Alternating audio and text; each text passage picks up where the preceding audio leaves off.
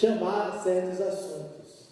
Eu acho que a ideia de inserir aqui o professor Fernando, o professor Alberto e a professora Cristina nessa mesa fica muito interessante, porque a gente ganha uma perspectiva teórica de estudo, de análise, que não é nova, porém pegou mais recentemente. A primeira ideia é justamente colocar o nosso passado, chamado de passado colonial, dentro dessas tramas maiores da história moderna, já que o congresso aqui é de história medieval e história moderna.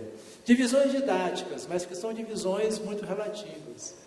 Na prática, como é? Vocês estão estudando ainda, muitas vezes, a gente estuda história de Goiás, mas não vê Brasil, estuda Brasil, mas não vê América, estuda América e não vê Brasil nem Goiás. Quer dizer, mas não tem nada a ver, até porque, se vocês lembrarem bem do grande Marx, já em 1850, ele dizia que se não houvesse o ouro aqui da nossa região, inclusive, a Revolução Industrial seria impossível. Então, essa relação não é tão nova assim.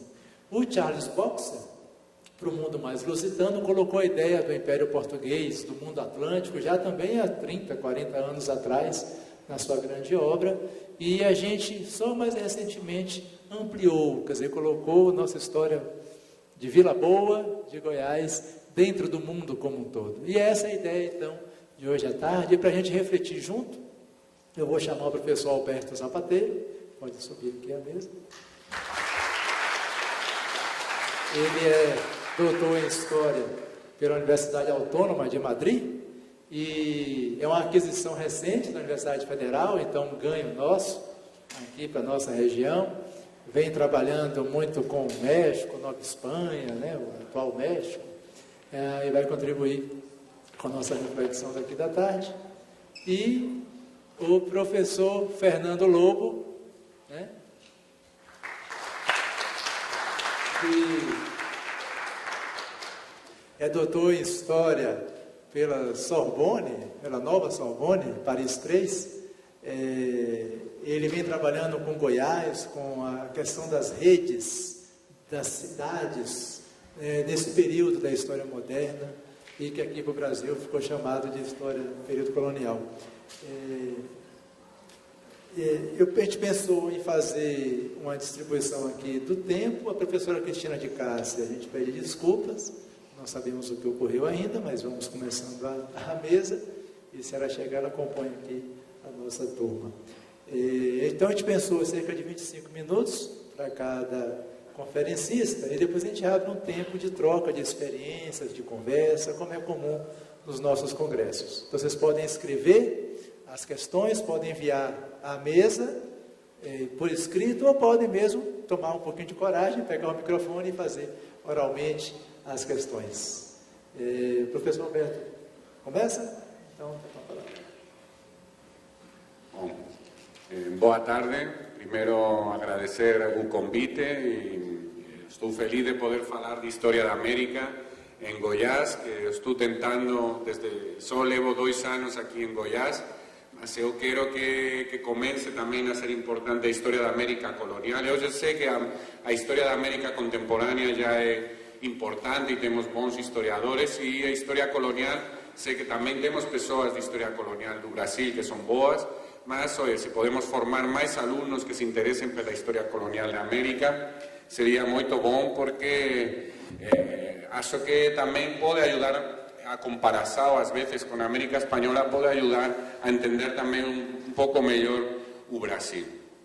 Bem, para começar, eu queria falar sobre um tema que é muito geral, que daria para falar muito tempo. Então, como tenho só 25 minutos, vou tentar só fazer uma apresentação do tema. Eu já tenho várias coisas publicadas sobre o tema, que estão online. Então, se vocês têm mais, tomara que vocês se interessem pelo que eu vou tentar explicar aqui. Se vocês têm interesse, podem ter muita mais informação, mais dados nesses artigos, nesses livros que eu tenho online, e estão à disposição gratuitamente online, não?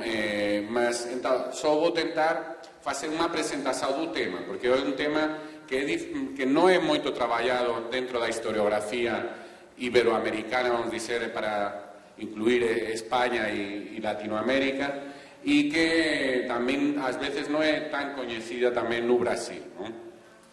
Entón, a primeira coisa vou tentar explicar un pouco, colocar o tema historiográficamente. A primeira coisa que teño que dizer son asuntos que poden servir para falar sobre outros temas de historia das mulleres ou historia do género, non? O primer problema que ten acontecido que aconteceu con a historia da corte vicerreinal ou das vicerraíñas é porque vocês saben que ás veces se faz unha divisão entre o espazo público e o espazo privado moito rígida, que é máis típica de períodos posteriores, máis do século XIX ou XX, que do período do antigo régimen. No antigo régimen, esa divisão entre o público e o privado non está tan definida, tan clara. Entón, esa divisão ten feito que se leve a considerar que o espacio público onde se desenvolve a política sería o espazo dos homens e o espazo privado do doméstico sería o espazo das mulleres. E, por tanto, a partir desa premisa que eu acho errada, se llegaba á conclusión que se você quería estudar a historia política do vicerreinado, entón você tiña que estudar aos homens e as mulleres non tiñan moita importancia, non?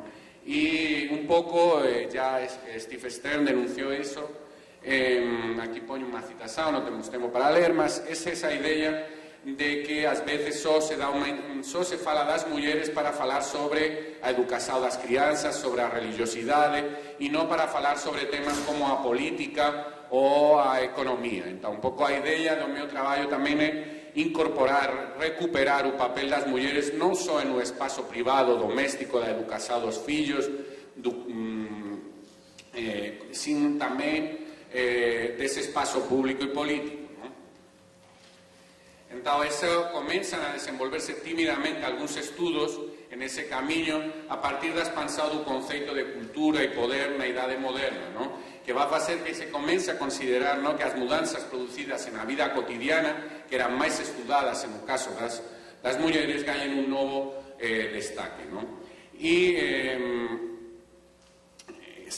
Ya entrando en problemas metodológicos, o problema, si comenzamos a pensar, tudo ben, vamos a estudar tamén as mulleres no espazo público. Que problemas encontramos se queremos facer iso, non? Que son problemas metodológicos que poden ser comuns a outros espazos ou a outros temas que quisésemos estudar as mulleres. En primer momento temos a falta de documentos escritos directamente por mulleres.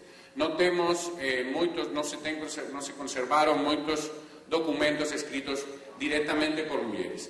E, alén diso, alén de que, claro, existían era unha minoría dentro da sociedade colonial as mulleres que sabían escrever, alén diso, non se permitía ás mulleres escrever sobre cualquier tema. As mulleres podían escribir sobre os seus sentimentos, sobre religiosidade, mas non era ben visto que unha muller escrevese sobre política. E temos, por exemplo, un caso clásico, que é o caso de Sor Juana Inés de la Cruz, que cando ela escribía poesía ou sobre os sentimentos, ou sobre o amor a Deus, ou sobre o bonita que era a vicerraíña, ela le permitían escrever. No momento que ela comezou a escrever sobre teología, ela foi obrigada a queimar a súa biblioteca e deixar de escrever. Tal vez só para dizer que existen poucos documentos escritos por mulleres que nos den información directa sobre o que elas pensaban, e tamén moitas veces cando se permitía as mulleres escrever eran sobre temas que non tiñan a ver con a política ou con o espazo público. Si tentamos encontrar as mulleres en un espazo, en fontes indirectas que falen sobre elas, ya non son fontes directamente que expresan a opinión da muller, sino fontes en as quais outras fontes nos mostren as mulleres en ese espazo público. Aí encontramos outro problema, que se chamou un pouco metodológicamente a invisibilidade das mulleres en as fontes. Que quere dizer? Pois que moitas veces son ignoradas pelos cronistas. Dentro tamén da mentalidade patriarcal, cando un cronista describía un acto político, el acostumaba a registrar que o vicerrei ou que o cabildo, os homens importantes que tiñan cargos, registraban na crónica. E non se paraba a explicar se as mulleres estaban participando ou non le daba importancia. E iso, por exemplo, é moi importante cando se fala de termos genéricos, cando falamos en as fontes que se fala o povo, por exemplo, nas fontes. Eso quer dizer, o povo que eran homes, mulleres, ou só eran homes, ás veces atrás de masculinos genéricos que ficaban ocultas esas mulleres e, por tanto, temos unha dificultade tamén aí para encontrar e saber se as mulleres participaban, por exemplo, dunha procesión, porque só se fala do povo, mas no povo non sabemos se están os homes e as mulleres ou se só estaban os homes, non? E neste caso, as vicerreíñas son máis fáciles de estudar porque como eran consideradas un personaje político importante, neste caso sí, por tanto deixaron máis testemunhas en as fontes e foron registradas aí sí pelos cronistas, non? Entón, ese sería outro problema, los masculinos genéricos que se fala en español, non sei se en portugués tamén, non? Entón, se pretendemos recuperar o papel das mulleres como suxeitos activos da historia, na miña proposta tento utilizar o xénero como categoría de análisis histórico, un pouco na liña que o definió Joan Scott en un traballo clásico, no, de Joan Scott. Entón, Joan Scott entende o xénero como unha construción cultural que varía con o tempo e que define o comportamento que as sociedades adjudican a mulleres e homes. E isto é importante, non se trata só de falar historia das mulleres, é historia das mulleres e da relación das mulleres con os homes. E máis alén disso tamén, o xénero, como categoría analética, demostra que a identidade das mulleres se define e muda en relación a dos homes, no? Por iso, se queremos estudar as mulleres, temos tamén que estudar aos homes, porque é a historia tamén das relacións entre homes e mulleres. E tamén, e isto tamén é moito importante para cualquier sociedade, mas en unha sociedade colonial ainda máis, estudar as mulleres en función a variáveis de tempo e espazo, mas tamén en función da etnia, da clase, da religiosidade, da opción sexual e da idade. Eso é porque non existen as mulleres, existen as mulleres criollas, existen as mulleres peninsulares, españolas, existen as mulleres negras, existen as mulleres indígenas. Entón, non existe un grupo social coherente e homogéneo que son as mulleres, non? E iso é importante porque, por exemplo, podemos falar, non? A muller tiña unha situación de inferioridade en relación ao home no período colonial, mas en realidad unha muller española tiña unha posición mellor que un negro home, non? Entón, non é unha definición tan simples, non? Temos que ter en conta tamén esas outras variáveis alén do patriarcado, da ideoloxía, ¿no? Para entender como era a situación da muller dentro da sociedade colonial.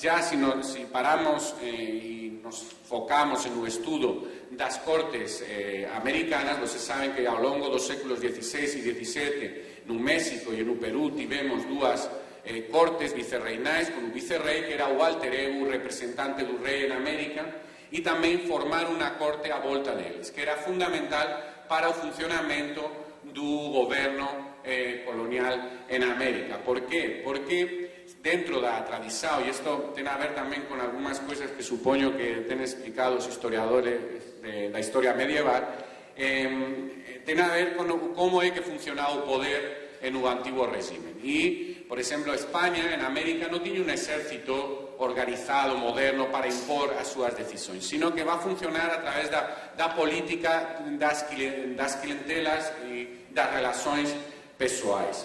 E para iso era moito importante as redes sociais que podía desenvolver o vicerrei, non? Entón, o estudo das cortes non é novo, embora ainda falta moito por estudar, mas sí que é verdade que non se acostuma a estudar as mulleres dentro da corte.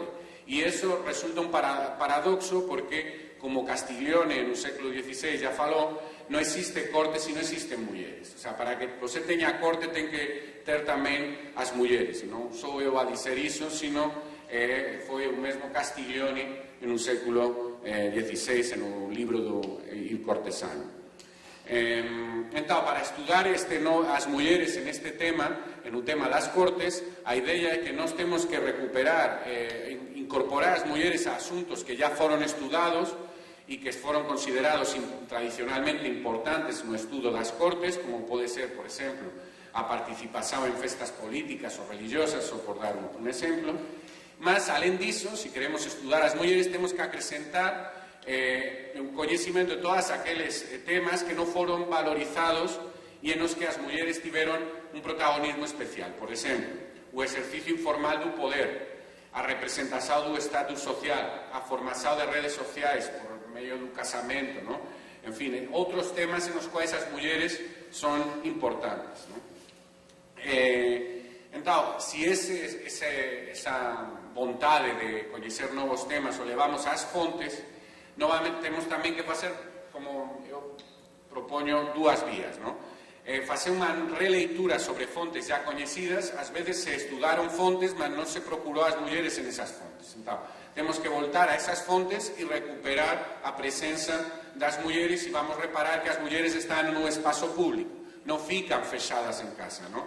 Entón, se nos lemos os juicios de residencia que se facían aos vicerreis, que era sempre que un funcionario público en España, un cargo real, terminaba o seu mandado, antes de sair se facía un juicio, se facía un inquérito para saber se o seu goberno tiña sido bon e mau, e aí as persoas falaban sobre ese funcionario. Moitas veces falaban tamén sobre a muller do funcionario e o poder que ela de maneira informal desenvolvía.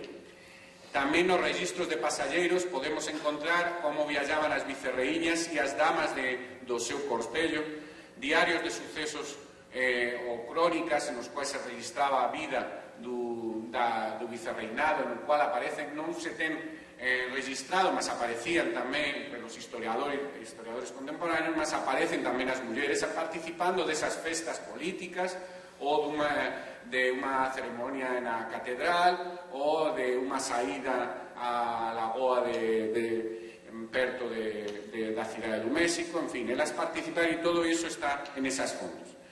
E, alén destas fontes que já foron estudadas, mas que non se reparou na presenza das mulleres, debemos incorporar outras fontes. Fontes que ten sido pouco valorizadas pela historiografía tradicional, mas que facen referencia á vida das mulleres en un espazo público. Por exemplo, a poesía. Temos poesías que se escribían pelas festas da coroação dun rei, por exemplo, na cidade do México e na cidade do Perú, de Lima, no Perú. E aí aparecen as mulleres e se describe a posición que las ocupaban e o que facían, como participaban desas ceremonias.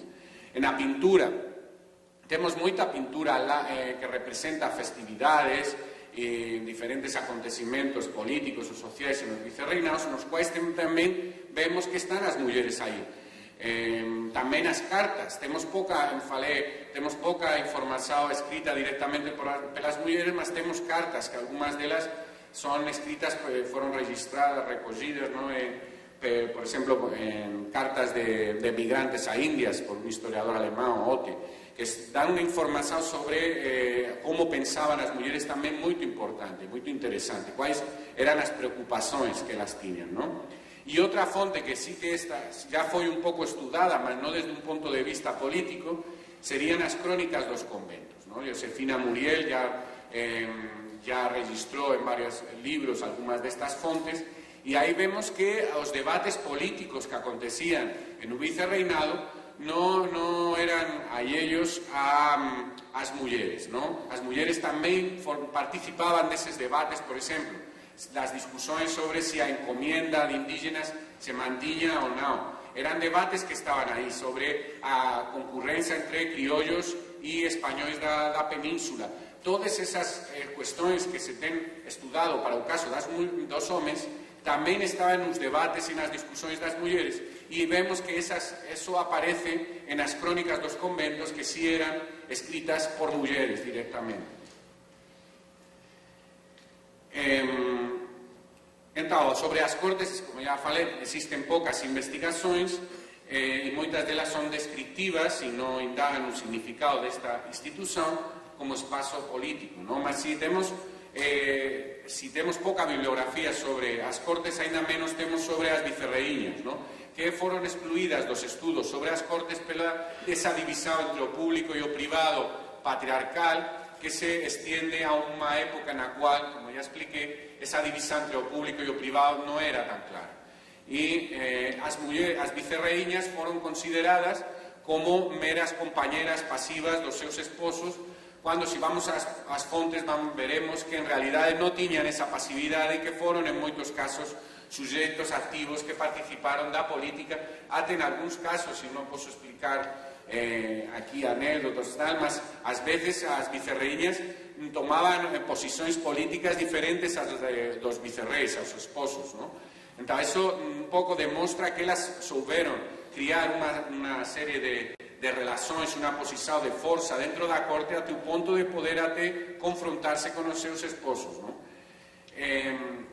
Dá un pouco tamén a idea que ya levantou Pitzman nos anos 90, era, podería haber corte vicerreinal sin que o vicerrei fose acompañado da súa esposa. Ben, parece que se vamos ás fontes, embora houve algúns vicerreis que foron religiosos e entón non tiñan a vida da corte prácticamente paraba, non tiñan esposa, entón a vida cortesana paraba, non tiña prácticamente eventos, ¿no? E se vamos, e tamén resumiendo porque non posso aprofundar, básicamente poderíamos falar que as vicerreíñas tiveron importancia desde dois puntos de vista. En primer lugar, sería a participación no exercicio cotidiano da autoridade.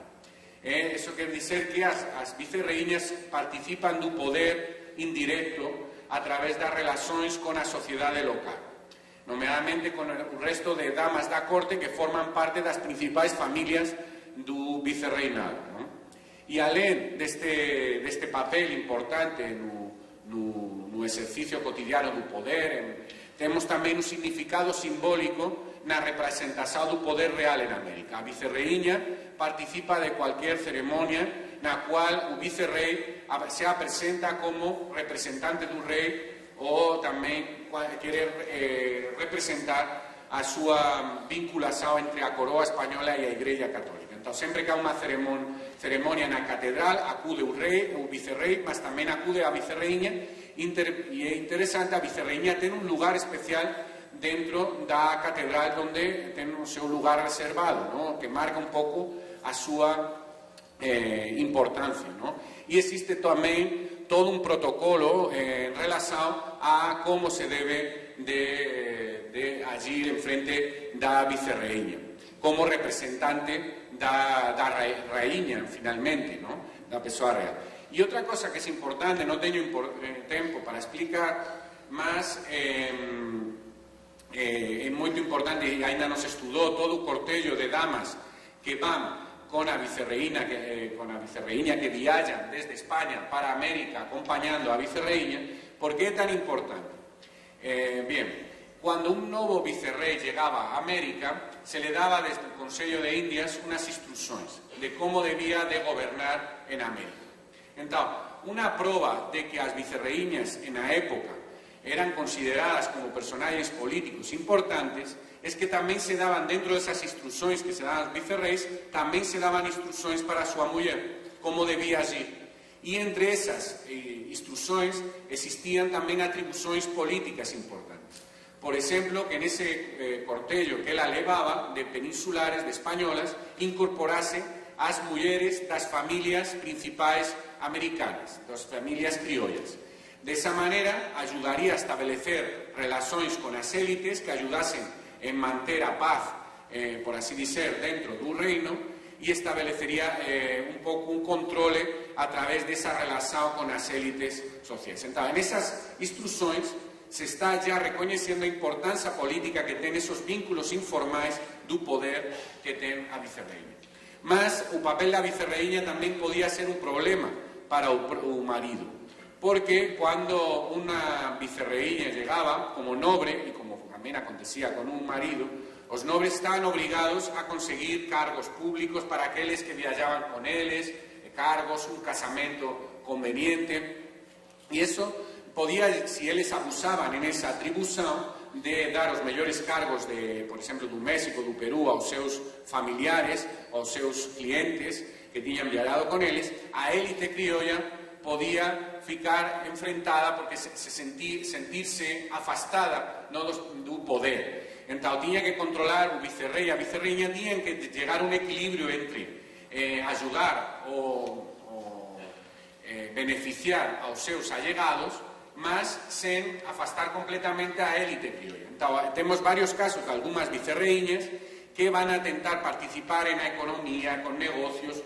van dar os mellores cargos por esa influencia que ten sobre o vicerrei, que finalmente toma as decisões, a algumas persoas do seu cortejo. E isso produce um conflito dentro da sociedade colonial, porque esas familias criollas sentem que están sendo afastadas e que non participan. E isso cria un conflicto entre criollos e peninsulares. Então, e son só, bom, fiquei sin tempo, mas son algunhas ideas, só levantei algunhas ideas. Primeiro quis apresentar metodológicamente a dificultade que ás veces ten facer estudos de género e, finalmente, apuntar algúns camiños que se poden aprofundar no estudo se vocês están interesados en coñecer un pouco mellor como era a vida nas cortes americanas. Então, moito obrigado.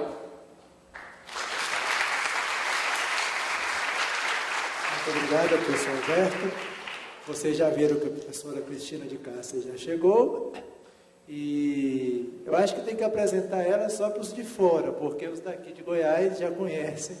Ela tem algumas gerações já de alunos que viraram professores e colegas na universidade, uma contribuição imensa na história de Goiás e livros, etc. Depois vocês vão ouvir ela falando, mas eu te agradeço a presença dela, não tinha chamado. Vamos ouvir o professor Fernando Lobo, depois a professora Cristina de Cássia encerra essa mesa. Boa tarde a todos. Eu quero cumprimentar a professora Cristina de Cássia, o professor Zabateiro, Eduardo Quadros, que está coordenando o mestrado da Universidade Católica, da Pontifícia, da PUC de Goiás. Ele estava me dizendo agora há pouco que termina o mandato dele agora, não é, Eduardo? Depois de 4 mandatos, depois de 4 mandatos, e eu aproveitei, pelo menos eu tive a oportunidade de aproveitar muito bem a coordenação dele aqui, né, me ajudou, foi meu, inclusive, como é que a gente diz? No pós-doc, ele foi o meu supervisor, exatamente, me ajudou muito com a liberdade, inclusive, que me deu para trabalhar. Eu quero te agradecer por isso. E agradecer e também lembrar da importância e da coragem da professora Renata e da Armênia em realizar um evento como esse. A gente sabe que isso não é fácil, também tem alguns estudantes que estão contribuindo, né? Eu quero agradecê-los, e porque esse tipo de evento normalmente tem uma dificuldade enorme, e também, além das dificuldades, riscos, né, que os professores, e que a Renata e a Armênia realmente estão enfrentando essas dificuldades, apesar dos riscos, porque recursos de financiamentos para esses eventos saem normalmente muito tarde, apesar de a gente às vezes até conseguir apoio para esses eventos, os recursos saem depois do evento, então você acaba tendo que financiar e ficar no prejuízo depois. Então, e são eventos muito importantes, onde a gente pode encontrar pessoas, saber o que os colegas estão produzindo, né, o que está acontecendo, e que nos aproxima de uma forma importante as pesquisas, as interpretações que estão sendo feitas pelos professores e pesquisadores das universidades.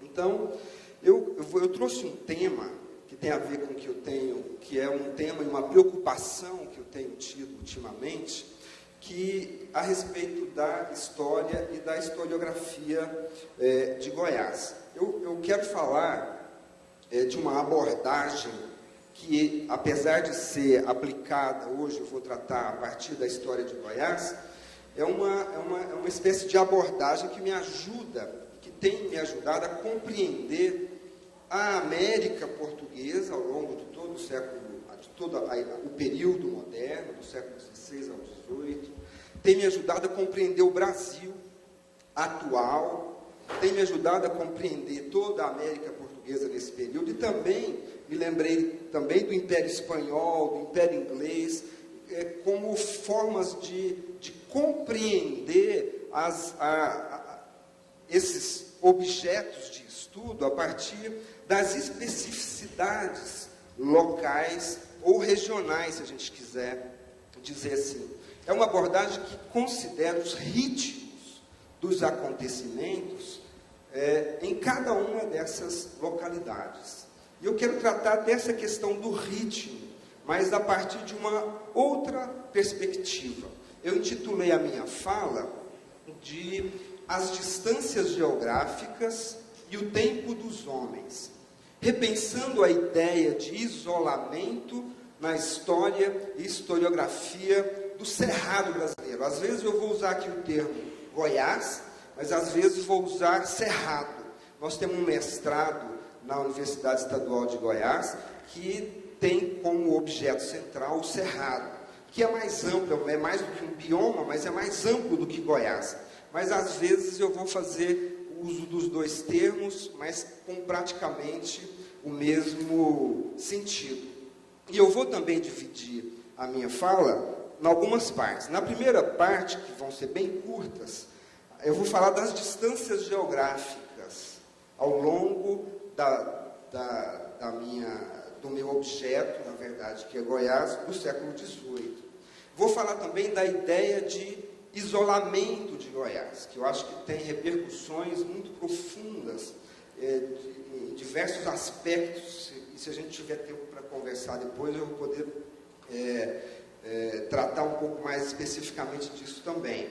Depois vou falar da questão das fontes, que o professor Zapatero citou tanto, que são objetos, né, importantes, parte fundamental do trabalho do historiador, mas que às vezes eles são importantes, mas tem uma série de problemas que essas fontes podem nos trazer, inclusive para conduzir a interpretações inadequadas de alguns sobre alguns assuntos, alguns temas. Depois vou falar de uma outra perspectiva, que é essa, a partir da questão dos ritmos, e vou falar, por fim, especificamente dessa temporalidade específica para Goiás, que é a partir de onde eu tenho analisado, tenho estudado e tenho percebido Goiás a partir do século XVIII, mas também a América Portuguesa como um todo, e às vezes até as interpretações a respeito dos acontecimentos atuais, contemporâneos no Brasil. Durante o primeiro século da história de Goiás, que é o século XVIII, uma barreira quase intransponível funcionava como obstáculo à execução das ordens, das determinações do rei de Portugal, que governava Goiás. As grandes extensões geográficas, somadas aos limites da tecnologia da época, definiam a cadência dos navios, das fragatas levadas pelos ventos que cruzavam o Atlântico e das tropas que atravessavam o sertão. Então, essas distâncias definiam o ritmo, a cadência do movimento, né, que ocorria entre pessoas, informações, mercadorias entre Lisboa, especificamente no nosso caso Rio de Janeiro, Salvador, Recife e Goiás. A circulação das informações, a tramitação das correspondências e documentos administrativos e, por consequência, de toda a burocracia do Império, também sofriam desses efeitos que eu chamo de inexoráveis das distâncias. Não raro, o tema da distância é invocado na historiografia como fator de grande relevância para a compreensão das relações de poder, que é o que me interessa mais especificamente aqui, no período colonial. Então, a distância não é nada de novo na historiografia.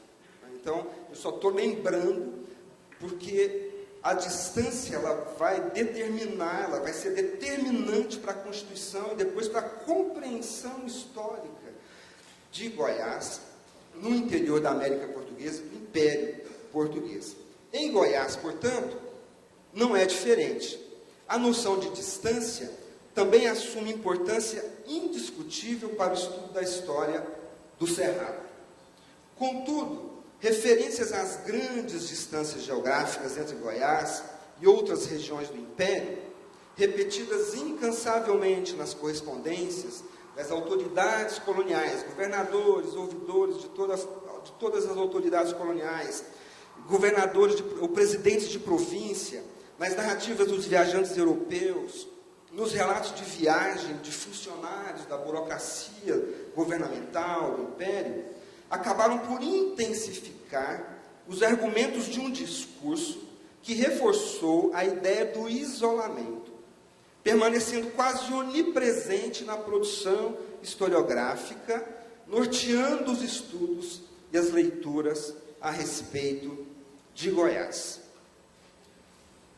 Sedimentando a concepção de isolamento, eu estou dizendo que a historiografia do século XXI a respeito de Goiás, ela está permeada, eifada, influenciada por essa noção da distância, ou, sobretudo, do isolamento provocado pela distância.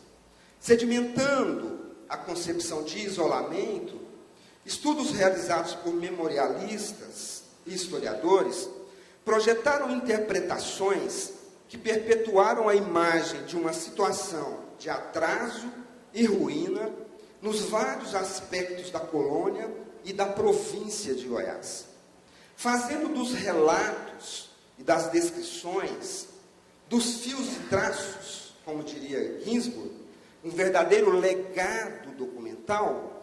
Essa historiografia se apropriou de certos conceitos, revestindo-os de novos preceitos teóricos e metodológicos, sem escapar, contudo, da intrincada perspectiva oferecida pela ideia do isolamento. Assim, a noção de isolamento foi objeto de uma mutação que lhe conferiu o estatuto de modelo epistemológico, uma sorte de paradigma, que tem o poder de acionar os mecanismos de interpretação possíveis para a compreensão da história de Goiás. Pairando, então, acima do estatuto de fonte histórica, os discursos produzidos durante os séculos XVIII e XIX, presentes nas fontes de documentação do período, assumiram a posição de verdade incontestável na produção historiográfica. Por essa via, a armadilha das representações do isolamento ainda tem pautado parte significativa dos trabalhos acadêmicos, estendendo ao século XXI os efeitos dos discursos gestados pelos atores e protagonistas da capitania e da província de Goiás. Eu estou dizendo que esse discurso a respeito do isolamento, a ideia de que Goiás é uma região isolada, que o Cerrado é uma região isolada, distante, portanto, atrasada, esse é um discurso que vem a partir da consciência da distância, mas que é muito utilizado a partir no século XVIII, com objetivos muito específicos, e depois também no século XIX.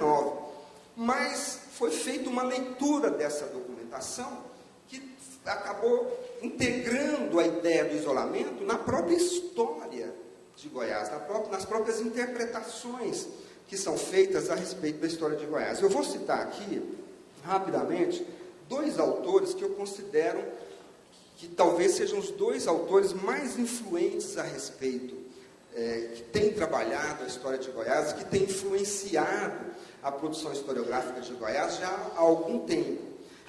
Um deles é o professor Nasser Shaul. Ele diz o seguinte, a uma certa altura do texto dele: vale também destacar, aspas, ele está dizendo, que o inverso do isolamento, ou a proximidade com a corte, não chegou a ser uma constante na vida administrativa, política ou social de Goiás, mesmo no auge da mineração. Ou seja, ele está dizendo que havia isolamento e nunca houve proximidade entre Goiás e a corte, que ele diz aqui.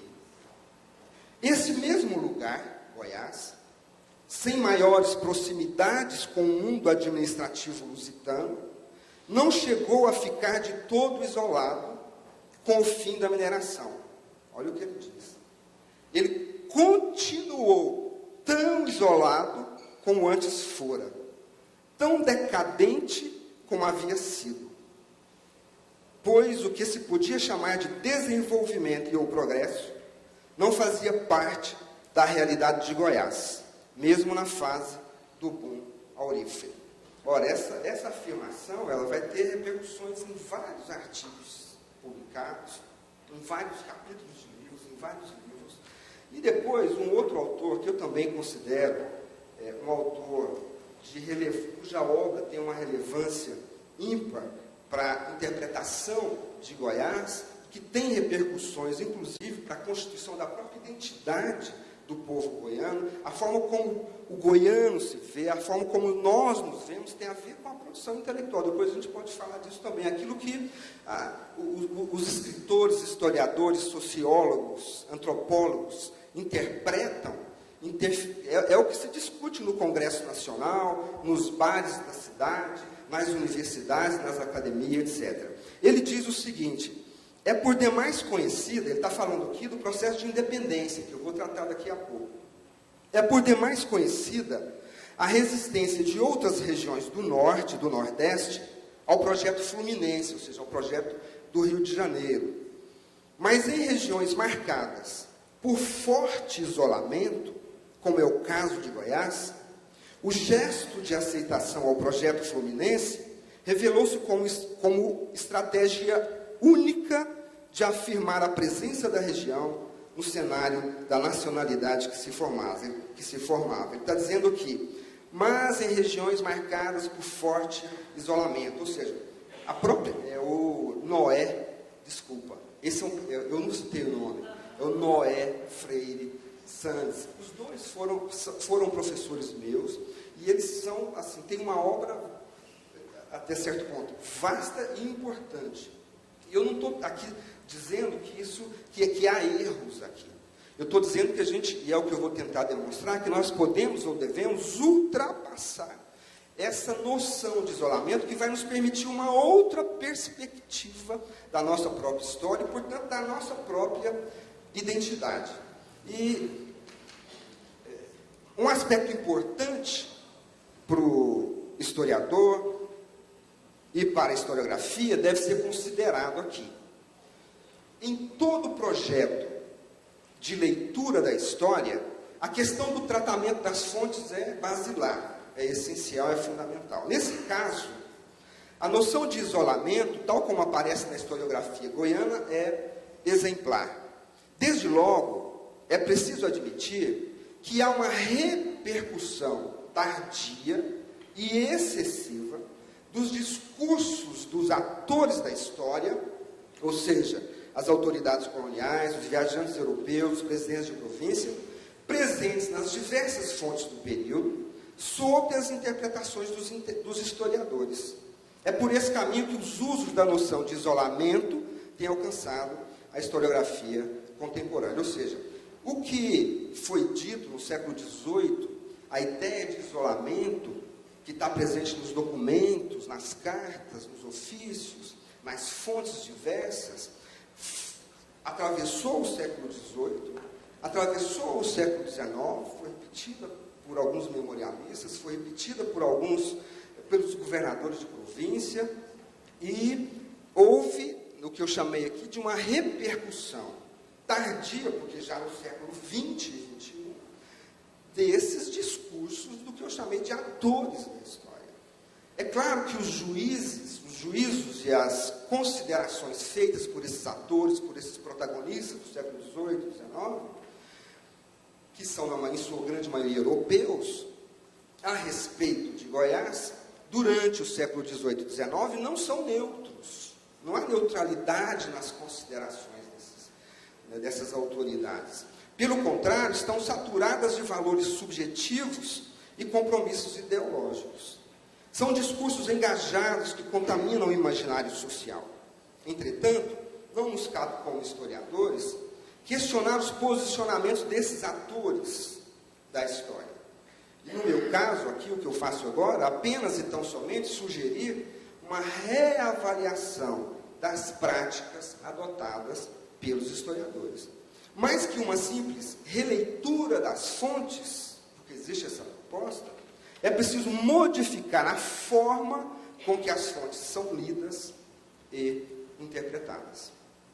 Exatamente por isso, eu gostaria de sugerir uma outra perspectiva para a compreensão dessa história. Através do estudo do processo de desligamento político do Brasil de Portugal, ocorrido entre 1820 e 23, a partir dos desdobramentos do movimento de independência em Goiás, é perceptível que as inúmeras dificuldades interpostas pelas distâncias geográficas não paralisavam as iniciativas da coroa, cuja sede estava situada no Rio de Janeiro, nem tampouco detiveram as ações dos homens que atuavam nessa região, aqui na região do Cerrado. Ao contrário das situações estudadas a partir da ideia de isolamento, a conexão entre os acontecimentos que tiveram lugar em Goiás, Portugal e Rio de Janeiro permite perceber total proximidade e até mesmo a existência de empreendimentos, de projetos, que serviam de combustível para a execução de outros projetos interdependentes, conjugando no mesmo processo interesses comuns entre as cortes distantes e os grupos políticos em Goiás.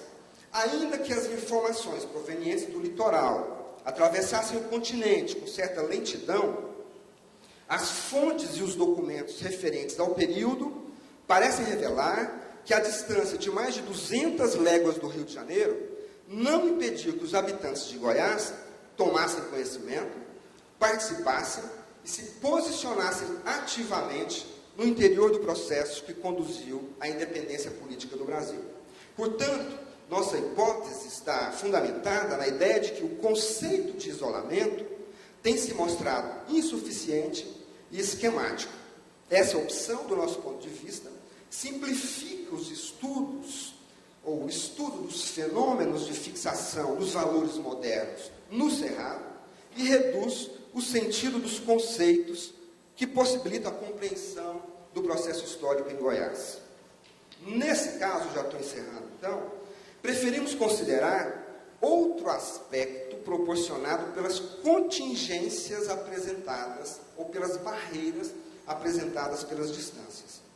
A existência de uma temporalidade específica que condiciona os acontecimentos, produzindo intervalos de espera que definem o ritmo das ações e das decisões políticas. Acomodada às distâncias geográficas, a gestão do governo e as múltiplas relações de poder encontravam-se demarcadas por longos intervalos de espera, que condicionavam a experiência social e política dos homens. Cartas, ofícios e documentos tinham sempre um longo caminho a percorrer. Para se ter uma ideia, as correspondências que transitavam entre Goiás, Rio de Janeiro, Bahia ou Lisboa levavam, na melhor das hipóteses, de 1 a 3 meses para atingir seus destinos. Em pleno Cerrado, durante o processo de independência, os atos de obediência ou de resistência à autoridade do monarca, ao príncipe que estava em Lisboa, ao príncipe regente no Rio de Janeiro ou às cortes de Lisboa, afloravam nessa zona de porosidade constituída por intervalos de espera, onde os embates entre interesses divergentes, bem como as decisões pessoais ou coletivas, dependiam do ritmo da circulação das correspondências. Ou seja, as informações iam e vinham. Iam e vinham. Iam e vinham. Ou seja, existe um ritmo que define a velocidade, se você quer, desse movimento. E as pessoas viviam, e era impossível dissociar a própria vida e a própria existência dessa condição imposta pela distância, que cria esses intervalos importantes para a gente compreender a natureza do tempo no Cerrado ou em Goiás durante o século XVIII. Os papéis que chegavam, transportados pelo Correio-Mor, que é um outro tema que tem me interessado, certificavam ou decepcionavam expectativas, trazendo revelações, por vezes esperadas, por outras surpreendentes. Assim, os momentos de espera constituem uma duração específica no tempo. No caso de Goiás, esses momentos de espera integram a própria matéria da experiência social, da vida e da vida dos habitantes. Não havia, portanto, isolamento. Ao contrário, preferimos enxergar a predominância de conexões consistentes que cimentavam os vínculos entre os homens do Cerrado e as demais regiões do Império. Além disso, através da assimilação dos atributos de uma cultura política específica, Goiás estava atado ao campo político do mundo português. Vemos então, na documentação do período, a utilização de um mesmo vocabulário, nascido dos princípios liberais da Revolução do Porto, de 1820. Vemos também a constituição de uma esfera pública de convivência social comum a todas as localidades da América Portuguesa. E uma mesma crise de autoridade espalhada por toda a América Portuguesa. Assim, para além da perspectiva do isolamento, uma leitura atenta das fontes parece revelar uma justaposição entre o conjunto da experiência vivida e das expectativas futuras dos atores, quer estivessem em Goiás, no Pará, na Bahia, em Pernambuco, no Rio de Janeiro ou em Portugal. Muito embora os caprichos da distância que os separavam impusessem condições à participação do campo político do Império, cada região traduzia a seu modo as ideias e as deliberações provenientes, ora da Corte do Rio de Janeiro, ora das Cortes de Lisboa, adequando-as às suas demandas e interesses. Sendo assim, os ritmos que condicionavam os diferentes movimentos não excluíam ou isolavam lugares ou protagonistas. Ao contrário, entrelaçavam-os em função dos mesmos interesses, por meio dos traços particulares de uma mesma cultura política. Eu encerro aqui e a gente conversa depois da conferência da professora. Muito obrigado.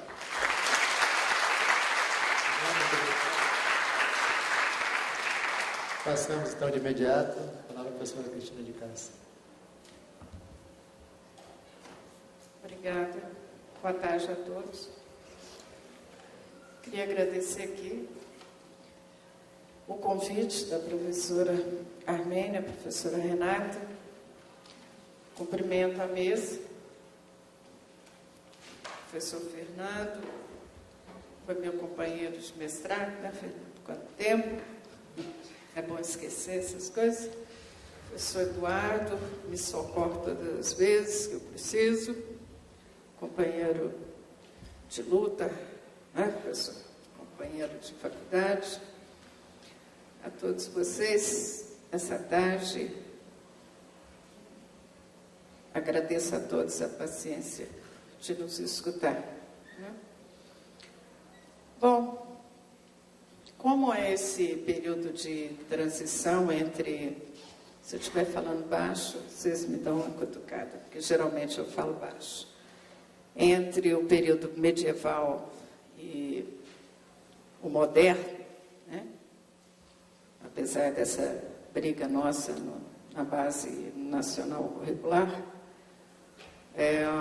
eu geralmente trabalho com 18, então como eu tenho me deparado muito, eu e meus orientandos, com este momento na documentação, né, Augusto, sobre os vassalos do rei português, então eu pensei em fazer algo entre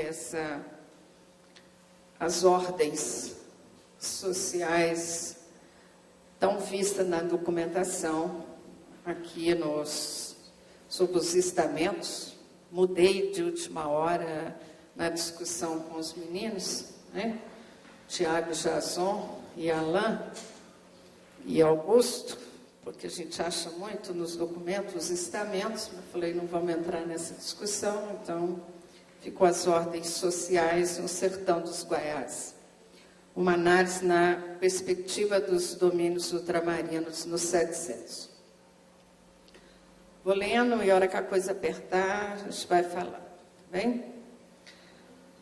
Para se estudar o universo português do século XVIII, necessário se faz observar não apenas as influências decorrentes dos eventos que conduziam os destinos da Europa, mas também os efeitos que os mesmos produziam na extensão portuguesa em terras americanas. Quaisquer medidas adotadas pelo Império Português, fatalmente, as implicações seriam sentidas nos domínios ultramarinos, posto que os mesmos eram uma extensão do reino. Portugal passava por um momento muito interessante em sua história no reinado de Dom João V, uma vez que do Brasil esvaíam-se vários e preciosos produtos para as terras de além-mar. Ainda assim, a existência dos lusitanos persistia no marasmo.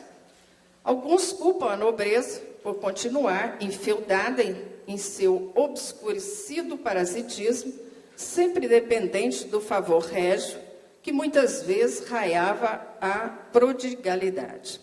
Outros culpam a burguesia mercante de não acompanhar as mudanças. Mas, de uma forma ou de outra, ainda que se tentasse legalizar algumas reformas de caráter econômico e social, como, por exemplo, o incentivo à produção de manufaturas, o incremento à exportação de vinhos e azeites e a renovação cultural, tais medidas não foram suficientes para colocar Portugal em pé de igualdade com as outras nações.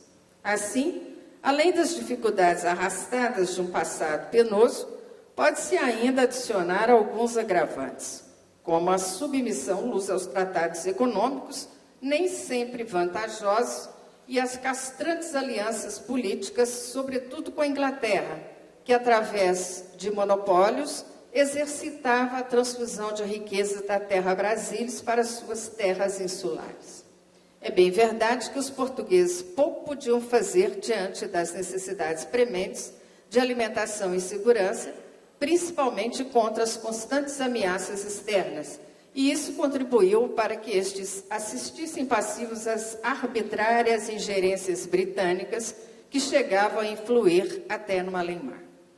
Há de se convir, entretanto, que apenas a política e a economia não são capazes de explicar a magnitude dos efeitos sofridos pela população no reino e no ultramar durante os 700. A sociedade como um todo, agindo e sofrendo sob as sequelas de suas próprias práticas, recondicionava sua visão de mundo, seus valores, costumes e tradições. De acordo com o momento vivido, ela também influenciava no recrudescimento ou não da repressão do Estado. O enriquecimento no abrir e fechar de olhos foi também a preocupação desses aventureiros de casaca de seda ou de tafetá e espadinha à cintura. No Brasil, o ímpeto dos bandeirantes provocará o desprezo pelos padrões morais consagrados, implantará a cupidez sob todas as suas formas primárias, criará um tipo de dominador cuja vontade será a razão primeira e última de todos os cometimentos. Uma citação de Soares. Conforme observou Montesquieu, as monarquias se corrompiam quando se cristalizava em torno do interesse régio, ou mesmo de uma classe ambiciosa que, se recusando a abrir mão de privilégios, parasitava em torno do rei. E estas, ao reclamarem mais e mais vantagens, desejavam subveniar uma vida de prazeres e despreocupação, não importando o quanto prejudicariam o país com suas atitudes. Tal realidade se concretizou durante o reinado de Dom João V, enquanto este procurava imitar a corte dos Luíses, em sua frivolidade e opulência, alimentava em torno de si uma nobreza vazia de empreendimentos, cúpida e ciosa de honrarias, e isso à luz da nova forma de pensar. Era o ponto-chave do atraso e da marginalidade que impediu o desenvolvimento. Obviamente, tal discurso tinha por base o ideário iluminista, que despoticamente elevava, uma citação, a sua própria escala de valores como uma ingênua suficiência à categoria de norma universal, a única válida, a única possível.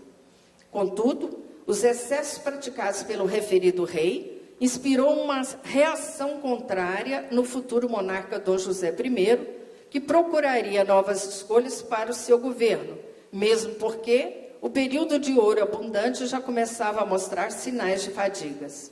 Essas alternativas viriam primeiramente em forma de um ambicioso programa de estrutura fundiária, posto que os lusitanos preferiam o minifúndio ao latifúndio, talvez culturalmente influenciado pelas próprias condições naturais de sua terra natal.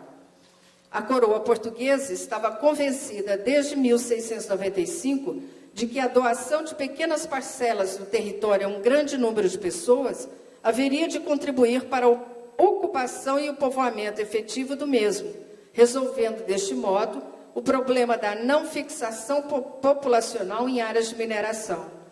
Com a elaboração do Regimento das Minas, que estabelecia o procedimento para a distribuição das datas entre os mineiros, todo aquele que descobrisse ouro tinha o direito de demarcar 100 metros para si, uma superfície igual para a coroa e seu representante no distrito de mineração. Os outros lotes auríferos eram delimitados e adjudicados de acordo com o número de escravos que o minerador teria a seu serviço.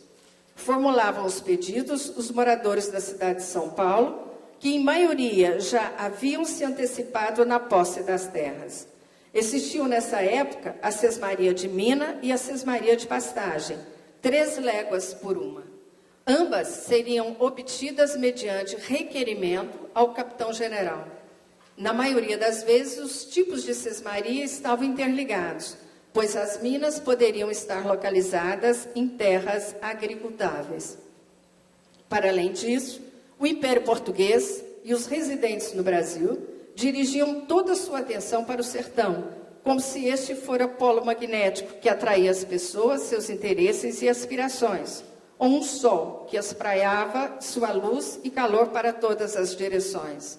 Adentrar o sertão significava ascensão a um estamento de nobreza impossível de se adquirir sem hereditariedade e sem cabedal.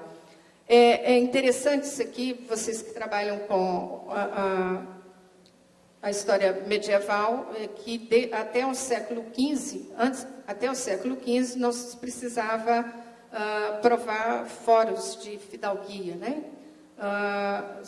Somente o batismo já provava, e depois do século XV, foi 15? Foi 15 ou 12? 12, 13, vocês que são Renata, acorda aí, até o 12, né? 15, né? 13, ok, obrigada. Então, depois desse momento, foi quando passa-se a exigir o brasão, né? Cada casa ia ter o seu brasão e depois passa-se a exigir cada vez mais que você, como é que fala, a exigência de formas de filiar-se, né? Que você comprove a sua, como é que fala, a hereditariedade da sua fidalguia, né? Fidalguia é filiar-se, né?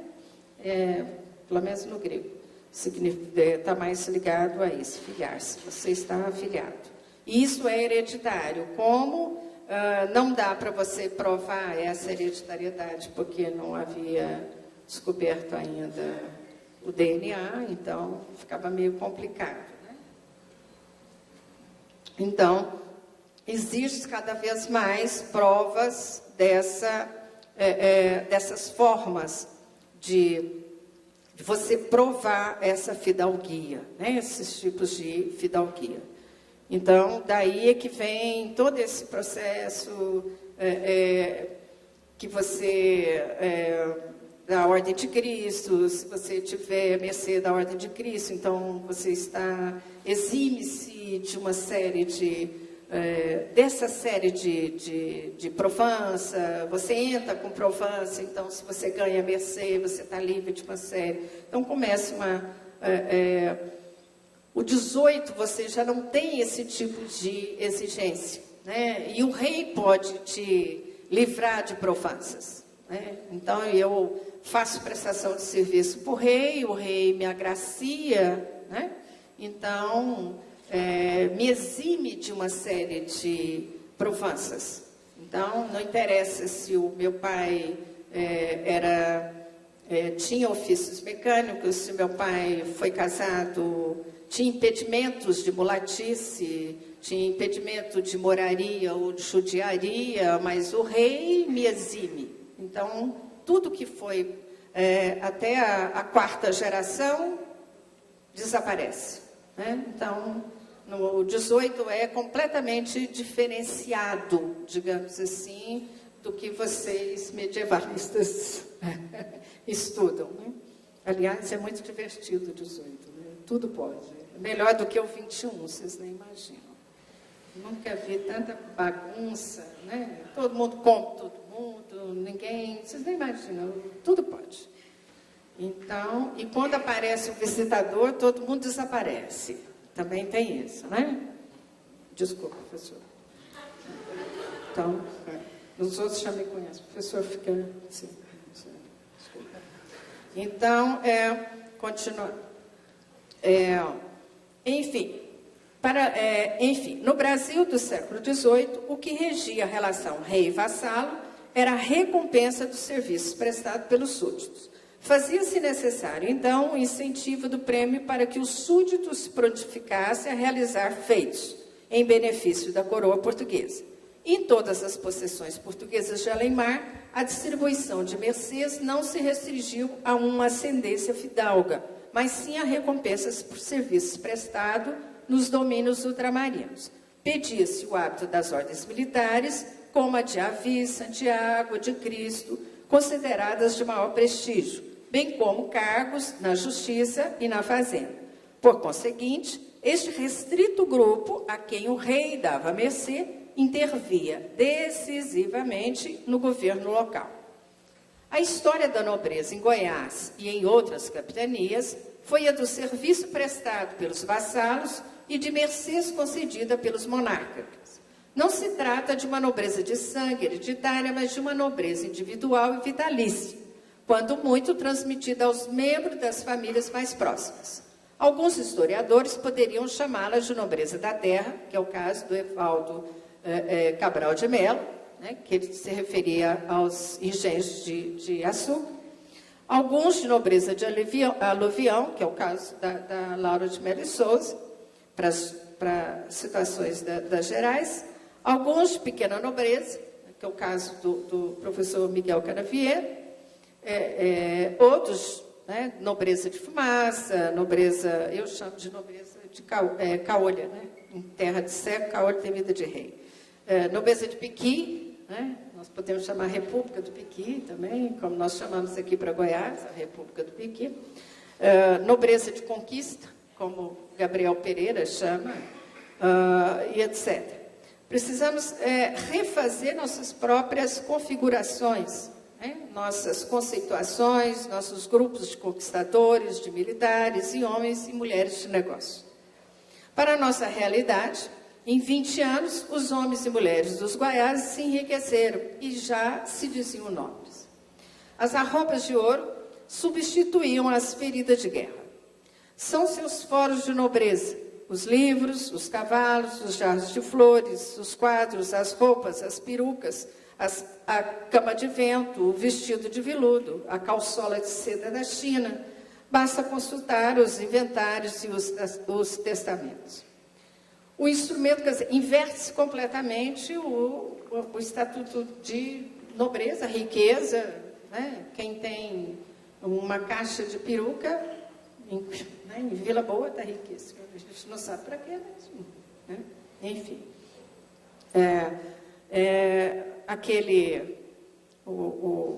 O inventário que eu trabalhei do que foi preso pela Inquisição, né, levado a Portugal, tinha simplesmente 7 vestidos de tafetá de veludo. Riquíssimo. Né? E ele era rico. E não tinha mulher, mas era rico. Enfim. O instrumento, aquele que tocava a rabeca o músico de Traíras, que foi... esse é o meu predileto lá, que tocava para o governador lá de João Manuel de Menezes, o Tristão da Cunha, que foi eleito secretário dele, né? Que ele era apaixonado na rabeca do Tito Mulato, que era mulato de Traíras. Também tinha um vestido. Mas, enfim, coisas de Goiás, né? O instrumento político por intermédio do qual se controlava a vida dos arrivistas que chegavam às minas, estabeleciam nos arraiais e se promovia o povoamento civilizacional do sertão, apoiado pelos sacerdotes, que aí também iam se fixando, era o Conselho, com C, ou a Câmara Municipal, o qual abrangia simultaneamente os poderes legislativo, executivo e judiciário, não havendo separação entre os membros. Estes eram os oficiais, aqueles que desempenhavam o ofício ou cargo do Conselho. Então, o que eles vão fazer? Essa nobreza da terra vão ocupar os cargos, né? São os camaristas, ocupam os cargos, os principais cargos da Câmara, os principais cargos da administração do Conselho, né? Da vila. Então, são eleitos, a República, né? E, praticamente, o governador, os camaristas e os principais cargos do Conselho. Tá bom, obrigada. Cabe ao rei intermediar os conflitos entre os governadores. Né? Esses governadores, geralmente, são os fidalgos da Casa Real, que possuem título de dom ou fidalgos da Casa Civil, que vêm para essas regiões e ganham horrores para virem assumir como governadores, o equivalente, geralmente, nós levantamos, o Tiago está fazendo esse levantamento, você também, Augusto, com ele, o equivalente a 48 quilos de ouro por ano, né? Que é o que eles ganham. Os camaristas, né? Estou finalizando aqui, gente, conquistadores, povoadores, soldados da fortuna, né, que é o termo que o Fragoso usa, e os demais habitantes locais pela manutenção do privilégio, cargos e mercês. Então, é como se fosse um ethos, isso aqui, um pacto social entre os três estamentos para a manutenção da ordem. Ou seja, o rei autoriza as expedições dos que estão a serviço da coroa. Os conquistadores empreendem o primeiro ethos, a saber, povoar, defender, organizar. Ou seja, organizar o conselho e defender a ocupação, que seria a contenção às desordens, que seriam os dragões. Então, nós temos aqui, organizar o conselho e defender a ocupação. Quem defende a ocupação são os dragões, que seriam, né, cargos já do primeiro escalão, seria assim, até que se crie as ordenanças, que também são considerados civis e que os camaristas e os governadores que nomeiam. Então, esse poder local, se faz essa nobreza local, né, de fumaça, de aluvião, seja lá o que for, também é nomeada, né, dentro dos cargos de ordenança. Então, um segundo ethos, que é a pretensão dos grupos de família, são as redes familiares, clientelares, como o Fragoso trabalha, a Bicalho, né? Segundo, para assumir o quê? Os cargos honrosos da vila. Quem entra aí? São comerciantes, são essas ordenanças, né? Aqui nós temos um trabalho maravilhoso, que é do Diego Veloso. Ele fez todo esse levantamento entre os dragões e entre as ordenanças. Tá? Nesse trabalho, não vai dar tempo aqui, eu faço, depois vai fazer, né, por escrito, vocês acompanham o levantamento. Desculpa, que nós fizemos aqui. Estou sem digital já. Isso é luva de pesquisa. Acaba com isso agora. Só para, deixa eu ver aqui mais, só para finalizar para vocês. Aqui é documento. Onde que a gente vê isso? Né? não dá para conseguir acompanhar isso, que é o segundo estamento.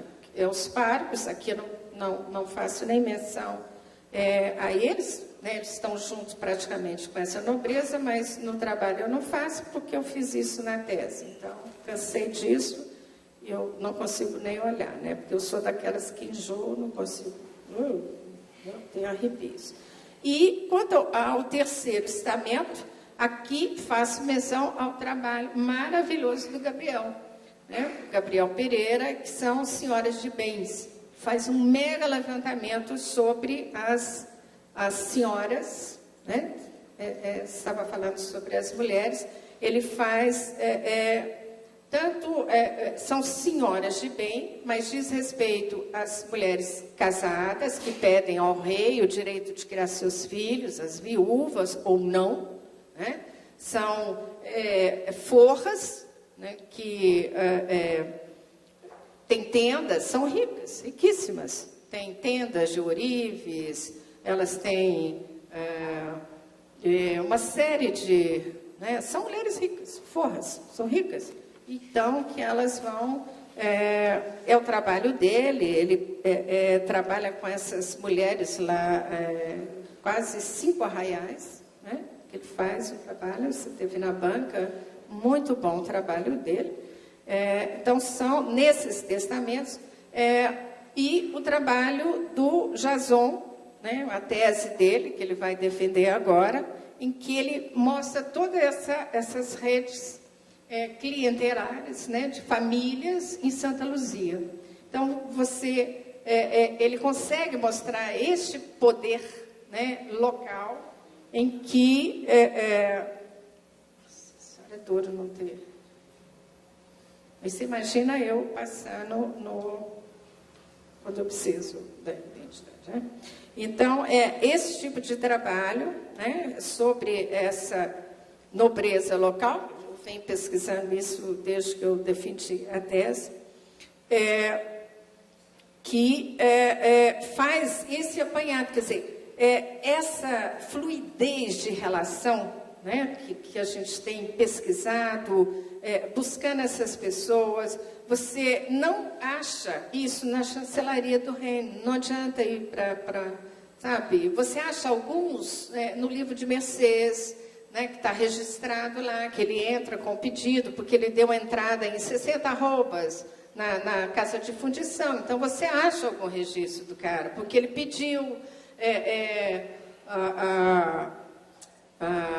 o hábito de Cristo, você acha alguma... Mas a maioria dessas pessoas que são, se consideram ricas, se consideram nobres, elas se consideram.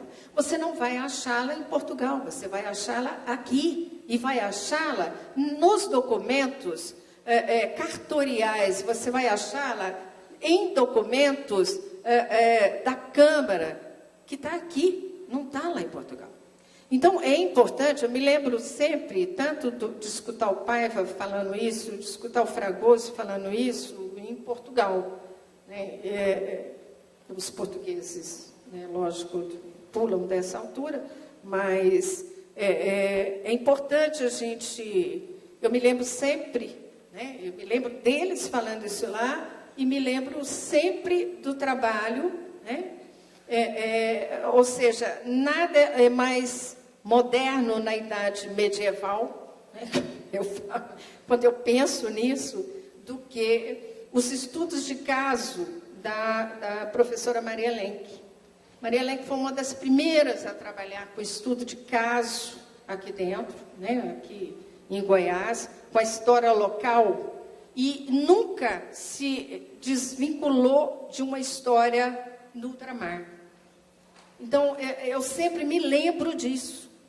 É um trabalho de um local que você nunca perde. Foi um dos primeiros trabalhos que fez isso em Goiás, porque quando você, né, lia um trabalho em Goiás, era sempre daqui. Não tinha vinculação. É o isolamento que você estava se referindo, né? Você se considerava completamente isolado, realmente. Não precisava... E a Maria foi uma das primeiras a trabalhar algo que era local, mas que você se via completamente né, jogada, lançada em Portugal.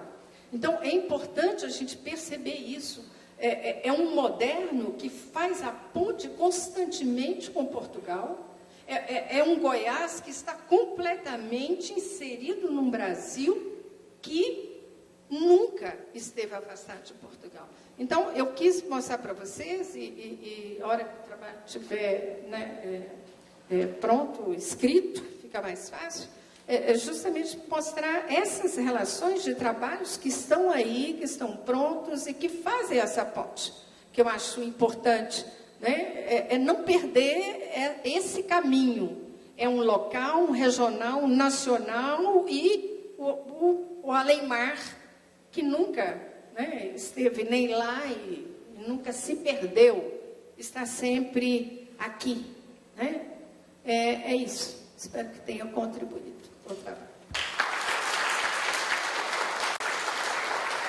Obrigado, professora Maria Cristina. Vou lembrar que a professora Maria Lenk talvez era para ter estado aqui nessa mesa, porém, por motivos maiores, a gente acabou... a presença dela acabou se tornando impossível. Mas vamos abrir questões, perguntas e comentários. Um bloco só e rápido, para não atrasar a programação do evento, que 4h30 tem a segunda parte da tarde de hoje. Então, rápido. Boa tarde a todos. Cumprimentar a mesa, os professores, agradecer as comunicações. Eu vou só fazer um comentário do professor Fernando Lobo. O professor inicia a comunicação nos incentivando a gente revisitar conceitos na narrativa historiográfica para trabalhar com o conceito que ele chama de distanciamentos e isolamentos. Distância e isolamento. E o professor, ele só mencionou uma vez a palavra sertão, e litoral parece umas 2 ou 3 vezes. A comunicação do professor é interessante revisitar, mas já é uma questão superada, né? Desde pelo menos, segundo a professora, a historiadora, a professora Maria Beatriz Nisa, historiadora portuguesa, ela já finca um marco na segunda metade do século XVIII, que é o século das luzes no Brasil. A chamada Era Pombalina e todo reflexo, né, das luzes no Brasil. Então, desde a segunda metade do século XVIII, né, que essa pecha, essas visões negativas do isolamento da colônia brasileira e no século XVIII, caiu por terra. Já é uma questão superada. Essa questão também, outra contribuição é na segunda metade do século XIX. Aí a gente vai entrar com o conceito de identidade e nação. Então, na segunda metade do século XIX, a gente tem uma extensa literatura que vai tratar também para desconstruir nessa visão negativa de isolamento da colônia. E aí, toda aquela... no campo da história, no campo da literatura, no campo da antropologia, a gente tem muitas contribuições, né, e que definitivamente, né, vai acabar por jogar por terra mesmo essa visão de isolamento que eu considero desde a segunda metade do século XIX. Então, gostaria de perguntar para o professor se esses 2 historiadores que o professor analisa com essa visão ainda, qual é o contexto deles? Né? É preocupante, é preocupante para nós devido a esses fatos, né? Da gente considerar, né, a segunda metade do XVIII, o século das luzes no Brasil, né, e já definitivamente no século XIX, né, o Brasil já rumou para um estado de identidade de nação mesmo. Né? Ontem, à tarde, eu participei do simpósio temático Expansão Marítima e Relações de Poder. Desculpa, gente, não apresentei. Eu me chamo José Antônio. Eu sou mestrando em História pela Universidade Federal de Sergipe e eu sou professor no Instituto Federal da Bahia, no campus de Barreiras. E eu apresentei um pouco da minha dissertação, que é a urbanização no Alto Sertão da Bahia, que é justamente para a gente desconstruir essa visão de isolamento, né? E eu estou lidando com isso também, né? Como mostrar como que nos sertões, nas confluências da capitania de Minas Gerais e da Bahia, né, houve uma urbanização, houve um plano diretor de vilas, houve toda uma estratégia da colônia portuguesa, né? A vila é o maior símbolo, né, de estratégia, de poder e da racionalidade técnica e científica que Portugal colocou no Brasil. Uma outra visão interessante também é que nos seminários de colonial a gente também vem trabalhando no sentido da gente fazer uma desconstrução dessas visões historiográficas que colocam a metrópole e colônia como uma dualidade. Isso também vem caindo por terra, essas visões. Talvez, professor Fernando, a historiografia ela esteja também um pouco manchada, né, por essa dualidade, por essa construção também que está caindo por terra, que é fazer essas considerações, né, metrópole, colônia, no sentido que a metrópole só explora da colônia, né, e que a metrópole ela não tem não. Portugal, definitivamente, ele teve que efetuar estratégias políticas e econômicas, afinal de contas, dentro de uma centralidade da Península Ibérica, juntamente com a coroa espanhola, Portugal tinha que se organizar. Então, é isso. E na Bahia também, a gente trabalha com o conceito de sertão, né, que o professor, de uma maneira muito interessante, também optou, né, por o conceito de cerrado, né, para demarcar também essa identidade. Na Bahia, a gente trabalha com o conceito de sertão. Na verdade, a coroa portuguesa, desde o século XIII para o XIV, já utilizava na documentação o conceito de sertão. A própria colônia portuguesa, né, ela já tinha esse conceito negativo de sertão. Lugar longe, distante, fora dos domínios de poder, espaço de castigo, né, e é isso. Obrigado, boa tarde a todos. Eu queria fazer uma pergunta para o professor Alberto. Há alguns estudos sobre a participação das mulheres no espaço colonial, na relação com a posse da terra, né? A gente tem estudos, por exemplo, em Moçambique, com as prazeiras, e na América Espanhola, com as encomendeiras. Essa participação, quer dizer, você falou de estudar o papel da mulher no espaço público. Eu imagino que a diferença em relação a essas é que a gente está falando de talvez de um espaço mais político, por isso privilegiar as vice-rainhas. Mas a gente poderia fazer um paralelo entre esses dois grupos, porque imagino que seja uma corte em que convivam, né, esses mesmos grupos de mulheres, né, de pessoas. Queria que você comentasse um pouquinho isso. Eu gostei muito não só de cada uma das apresentações, mas de cada uma individualmente, né? E eu não sei se eu tenho uma pergunta, talvez não tenho, né? Tem um comentário a fazer, que talvez possa, né, cada um de vocês também comentar meu comentário, né? Primeiro que é uma mesa que trata de uma forma muito, muito interessante do local, do regional, né? A Cristina agora no final estava dizendo, né, a história local, e aí a história regional, né, e essa história nacional, e aí você usou a categoria do além-mar, né? Eu usaria, para ficar ali no 17, 18, né, dessa história imperial, né, essa história do Império Português. Então eu acho que tanto o Fernando quanto a Cristina, de forma diferente, né, de forma, ambos, muito original, né, de formas muito originais, conseguiram fazer essa relação, né, entre o isolamento, o distanciamento de Goiás, mas a inserção de Goiás, né, em relações múltiplas, em conexões múltiplas, em conexões imperiais, né, quer dizer, a relação de Goiás com o Rio de Janeiro, enquanto capital do vice-reinado, do Rio de Janeiro enquanto capital do Império Português, com a vida da corte, depois mesmo com a própria metrópole, com as cortes portuguesas.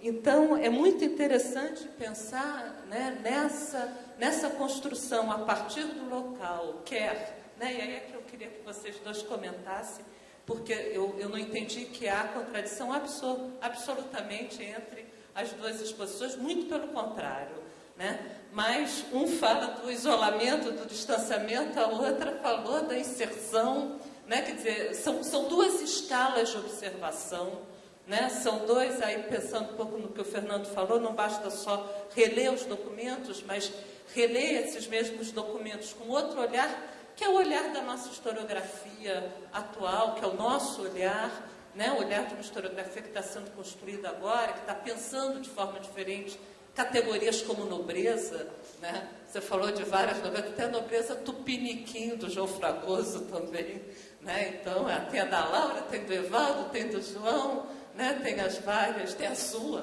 né?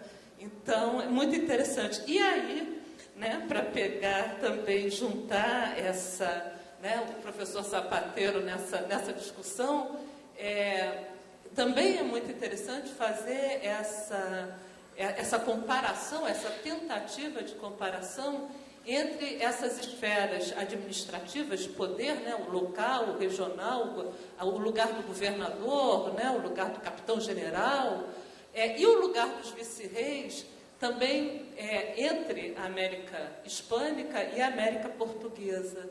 Né? Eu tentei uma vez, eu tenho um texto que tenta fazer uma relação, porque no caso da América portuguesa, essas cortes vice-reais ou vice-reinais, elas não existiam.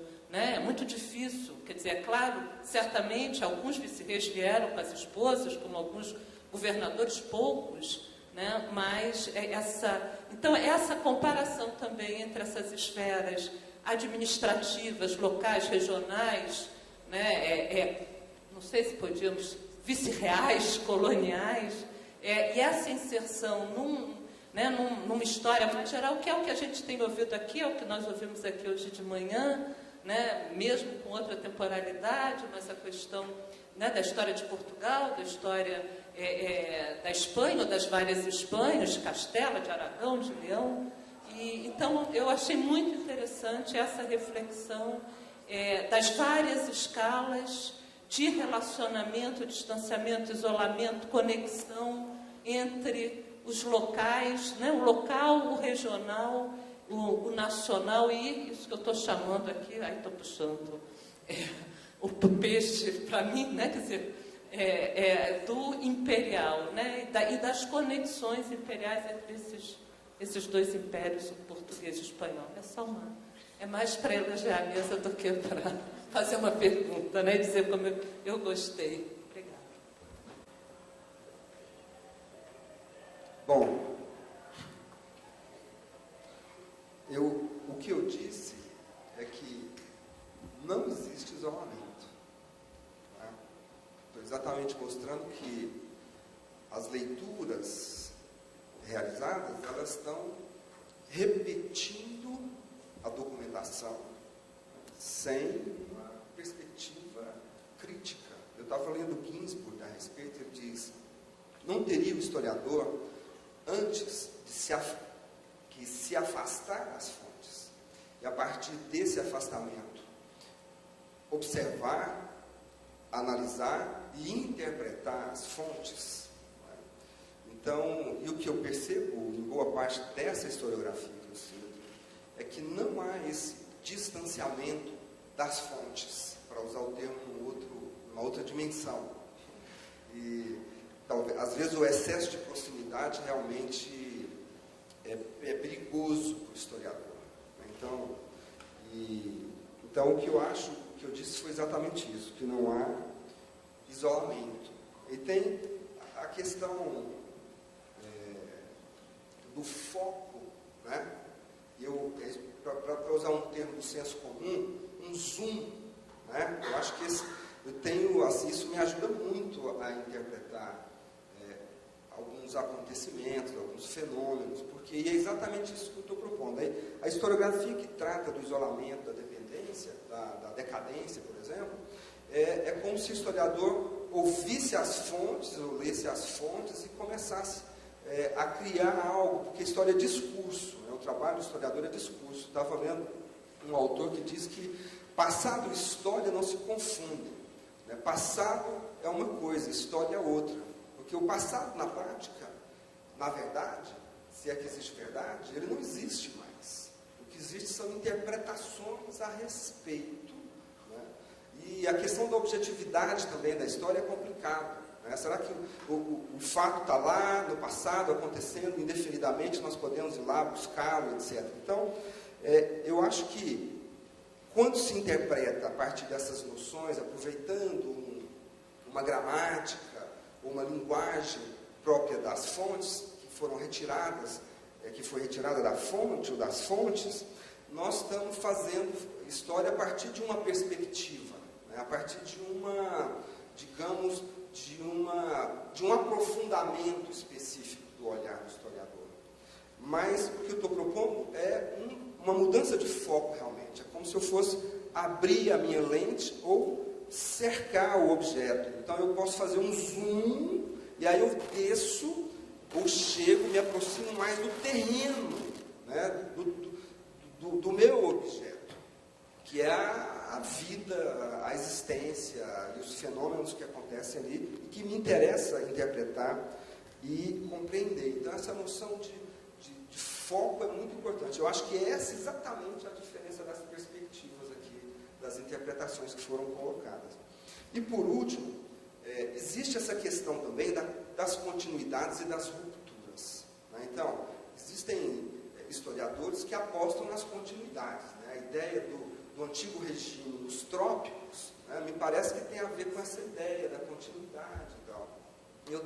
Isso tem me intrigado um pouco, porque a professora Laura, ela chama a atenção para a escravidão, né, que seria uma especificidade muito, uma particularidade do Brasil que o distanciaria.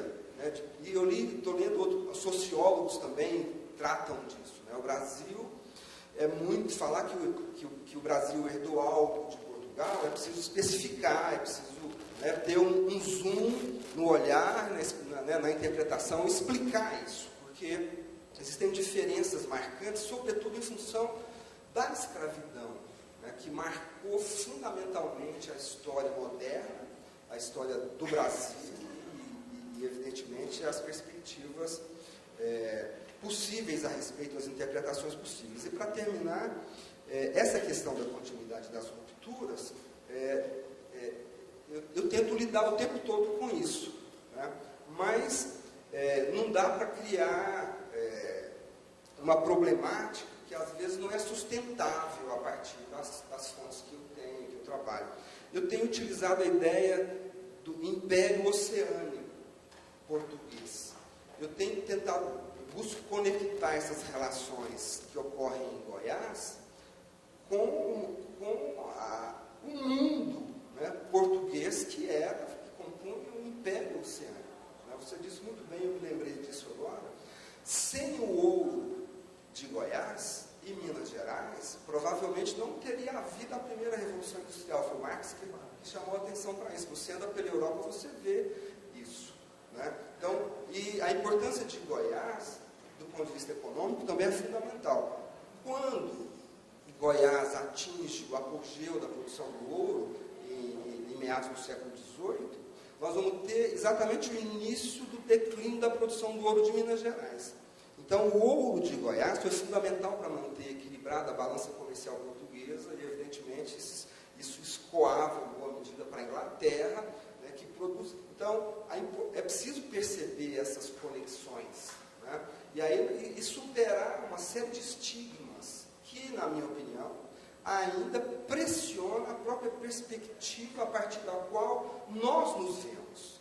Isso tem uma influência enorme sobre a nossa identidade. O goiano é um pouco tímido, existe um complexo de inferioridade, e isso tem sido uma das minhas perspectivas. Eu tenho tentado entender isso e buscado uma forma de como historiador, eu poderia contribuir para reverter essa situação.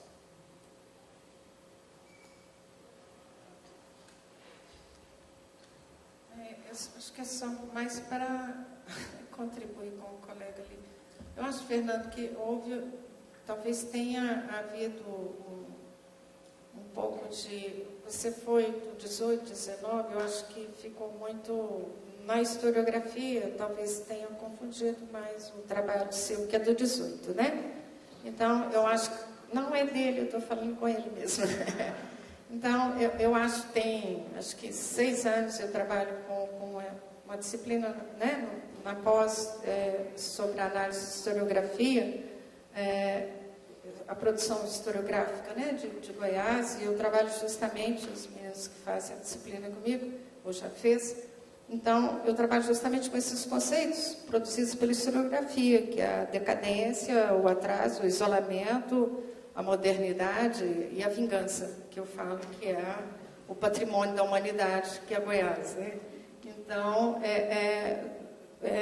justamente esse isolamento, né, que é uma produção historiográfica do 20, né, e que eu não vejo ela nessa coisa do 18. Eu sempre a vi já com a coisa tanto da Marifone Matschaim, né, que foi por causa da pecuária, aquela coisa que eu não sei, o goiano tem mania de falar que o gado ia tirar o Goiás do isolamento porque o gado vai com as próprias patas. E eu morro de rir quando eu cheguei aqui, porque eu não sou goiana, né, eu sou mineira, e eu ficava pensando, o gado vai de quê? Né? De avião? O gado vai com as próprias patas. Eu quase morria de rir com essa coisa. Mas, enfim, está né, na dissertação da Marifone, e depois o Chaú, o Bassa, com o trabalho dele dos trilhos, né, do Despertar dos Dormentes. Então, isso está no 20. Quer dizer, todos esses conceitos é uma produção historiográfica. Então, a decadência que a gente vê lá no 18, e a gente vê em todas as capitanias. Então, a decadência do ouro, em plena produção aurífera, você vê na própria, né, os governadores falando dessa decadência. Então, a decadência, no 18, a palavra tem outro sentido. Então, não é a decadência que a historiografia, a produção historiográfica do 20 assimilou. Então, o que se fala do atraso de quê? Então, quando se fala do atraso é uma produção de quê? Política. Foi o Itamir Campos que assimilou. Então, são coisas que foram introjetadas pela produção historiográfica. E todo mundo pegou. Pegou por quê? Porque ninguém vai para arquivo. Então, isso é um defeito que eu falo, e pode me bater, porque eu não sou goiana, então pode. Então, ninguém vai para arquivo. Principalmente a coisa do 18. Né? E é uma coisa que todo mundo sabe, ir para arquivo em Goiás, como a maioria dos arquivos no Brasil, é morrer. Né? A maioria morre ou pega grunhanha, que eu falo, né? Que é doença de pele, que ninguém sabe o que é, que procedimento que é e que tipo de doença é. Então, eu acho que eu posso falar de carteirinha. Eu fiquei 15 dias na fila de transplante de fígado. Então, eu posso falar. E ninguém vai. Então, fica todo mundo repetindo. Então, se o Chaú produziu algo e fala que é isso, todo mundo repete. Se o Padre Palacim falou que é, todo mundo, que Deus o tenha, repete. Então, se o Bertrand, que Deus o tenha, criou o homem serratenses, todo mundo pega e continua. Ninguém vai para arquivo, ninguém vai para a fonte, ninguém vai para nada. Então, esse é um defeito. E mesmo hoje, em época de internet, com a maravilha, né, que todo mundo tem lá os documentos avulsos do Ultramarino, que eu fiz parte, não adianta nada.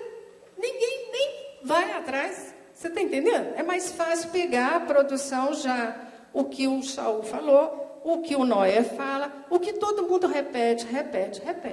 Então, infelizmente, é isso. Infelizmente. Né? Agradecemos a todos e todas.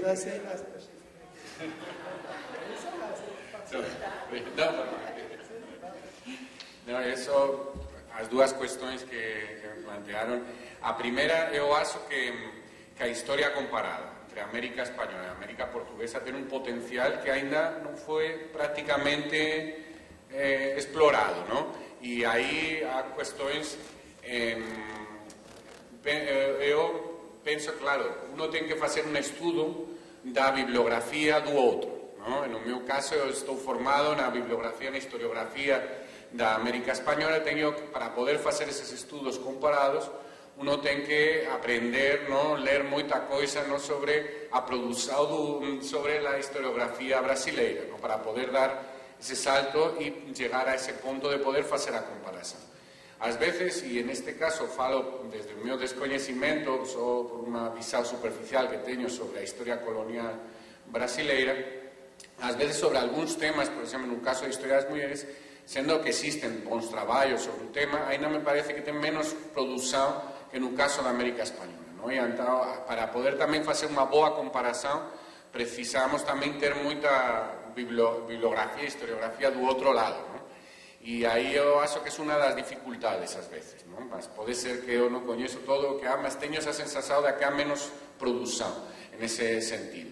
E há moitos temas interesantes e por exemplo, no caso das cortes, evidentemente, sí penso que non existe as mesmas cortes que há en América Española como no Brasil, mas ao final, cando ven a corte brasileira para cá é diferente, ¿no? E aí poderíamos tentar, ya máis información, tentar en ese período tardío, tentar facer esa comparación, mas tal vez tamén a partir do estudo dos gobernadores, das familias dos gobernadores, das gobernadoras, tal vez cando teñamos un coñecimento maior podemos reparar que en realidade a importancia que tiñan esas mulleres era maior e que viñan acompañadas por moitas persoas, non sei, segundo aprofundemos no coñecimento pode ser.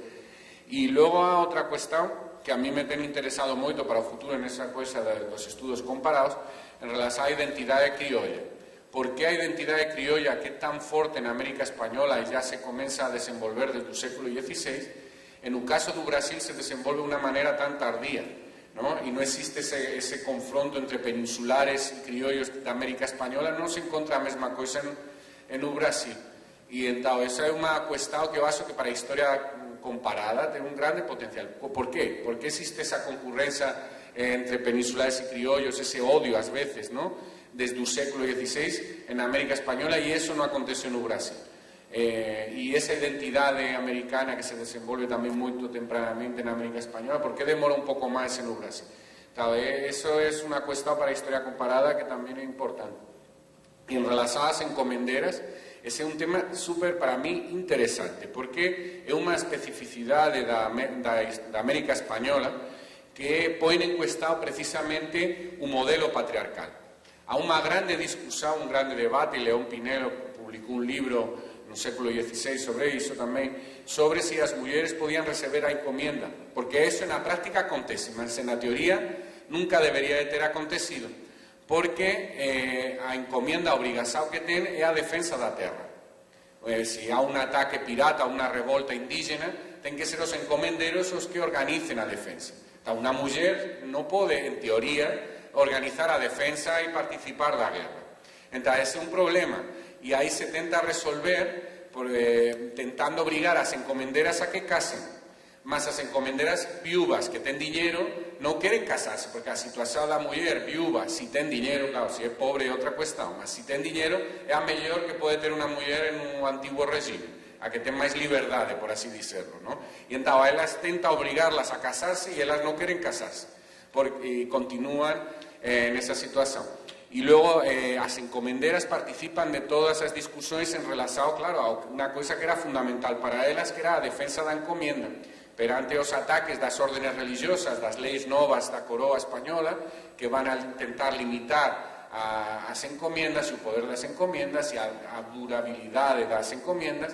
Elas están en toda esa discusión, mas é difícil encontrar, ¿no? Eso, e encontras de maneira indirecta, ¿no? Encontras algunhas fontes nas quais ves como unha criolla insultou a un padre que estaba defendendo os indígenas e atacando a encomenda, ¿no? Coisas así que você ve que elas se están tamén articulando, ¿no? En a defensa desa institución que é fundamental para a sobrevivencia non só dela, sino da familia, ¿no? Entón, é un tema que é moito importante, porque tamén é eso, basicamente ao final que é outra idea geral da historia da muller. Unha coisa é a teoría e outra coisa é a práctica. En teoría as mulleres non poden facer nada, na práctica vamos ás fontes e las vemos facendo moitas coisas, ¿no? E a encomendera é un caso claro nisso. Não? Obrigado. Agora sim? Então, queremos agradecer a todos a paciência e ficarem aqui até esse horário. Já estão começando, são sessões, se não me engano, de comunicações agora, aqui nas salas distribuídas. À noite, nesse auditório, vamos fazer uma coisa assim meio ousada, eu espero que dê muito certo. O professor Saul não pôde estar aqui conosco, presente, mas a gente tem esses recursos tecnológicos, vamos aproveitar e vamos fazê-lo presente aqui, através de videoconferência, com a professora Filomena, que já está aqui entre nós. E então, à noite, a gente vai ter uma boa conferência aqui, nesse auditório, sobre história medieval. Tá bom, até mais.